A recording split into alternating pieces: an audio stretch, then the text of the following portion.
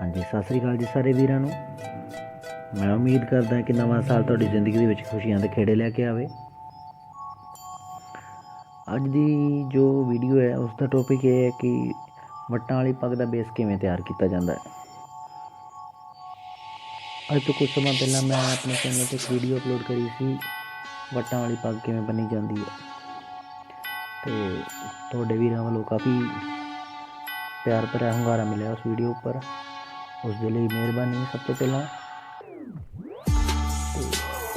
दूसरी गल कि उस कमेंट सैक्शन के वीरां वालों सवाल पूछा गया सी कि पग का बेस मैं किवें तैयार करदा, किहड़े कपड़े की वरतों करदा। तो कई वीरां ने कहा कि उसके ऊपर वीडियो बना के अपलोड करो। तो अज का मेरे वीडियो बनाने का मकसद यही सी कि उन्होंने वीरां वास्ते जिहड़ा पग का बेस करना चाहते हैं एक वीडियो अपलोड करा। सब तो पहला एक छोटी दस्तार जिस दे नाल मैं अपने वालों में थम के रखा तां जो हिलन ना। उसके बाद जिहड़े कपड़े की मैं वरतों करदा वो सूती कपड़ा जिसकी लंबाई 1.5 मीटर के करीब है। ठीक है जी, उस दे नाल मैं अपने पग का बेस तैयार करदा।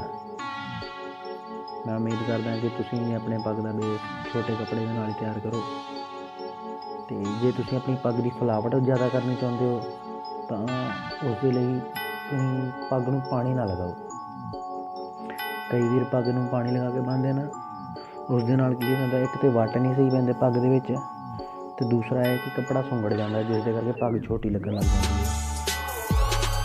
ठीक है जी, तो मेरा यही कहना है वीरां नूं कि अपने पग में पानी ना लगाओ। ठीक है जी, जो वट्टां वाली पग बननी चाहते हैं। रही कपड़े की गल तो दूसरी गल कपड़ा होंदा मेरी पग का लंबाई 7.5 तो लैके 8 मीटर तक होंदी है। कई पग्गां की लंबाई 7.5 मीटर है, कई पग्गां की लंबाई 8 मीटर है। उम्मीद करना ये वीडियो तुहानूं पसंद आएगी। जे वीडियो चंगी लगे तो लाइक जरूर कर दो, अपने यारां बेलियां दे विच शेयर जरूर कर दो। ठीक है जी, धन्नवाद।